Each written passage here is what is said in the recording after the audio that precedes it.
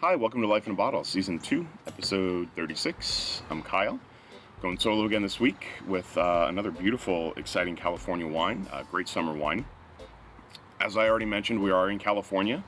More specifically, we're in the North Coast, and that's as specific as we can technically get. This wine comes from a few different sites compiled together, and we'll get into that in a minute, but this is the 2020 release of Anthill Farms non-vintage North Coast Pinot Noir. So North Coast California, a little bit cooler climate. They've got a really interesting microclimate that kind of balances the ripeness that you can get in California with a nice cool breeze from the Pacific, a little bit of morning fog, and some sandy soils that drain really well. So those vines are working hard to get water. Basically, what all that comes to is just a really beautiful, complex wine. There's some heavy hitters up in the North Coast. Williams-Salem, Hirsch, I could go on. And Anthill Farms is rapidly becoming one of those producers.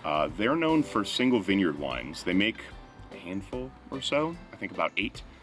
And they all kind of share that intrinsic North Coast quality that I was kind of talking about before.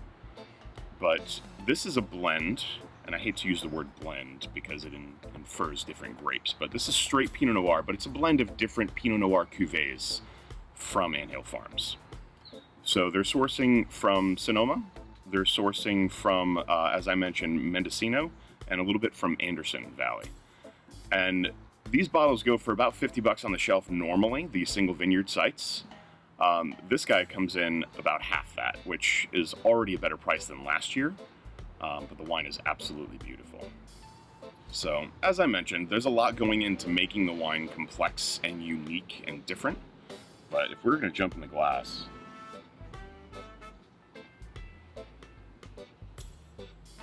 beautiful cranberry, tart cherry, but it's ripe fruit. It smells ripe. It doesn't smell jammy, but it's juicy and fresh.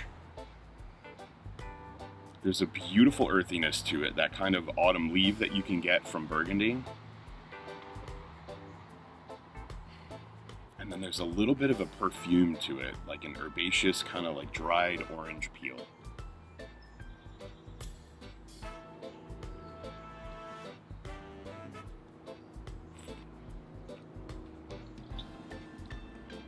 On the palate, more the same. That fruit is juicy and ripe, but it's not jammy. It's not overly concentrated. There's some great depth there. Cherry. Tart cherry for sure, cranberry, again with that little bit of dried orange peel, almost kind of takes me to Nebbiolo a little bit.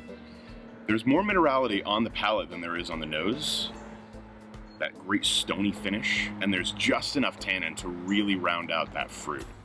It's a beautiful texture. It's got just a little bit of chill on it. I don't know if you can see the condensation on the bottle, but that's how I would drink this. I would drink this with barbecue chicken, burgers, simple, easy grill fare.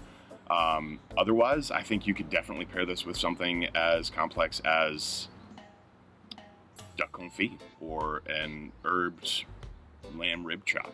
I think those would be beautiful. So all in all, absolutely beautiful wine, kind of the child wine from some of these more expensive parent wines. And for the price, the bang for your buck is absolutely phenomenal. Cheers. Happy Independence Day.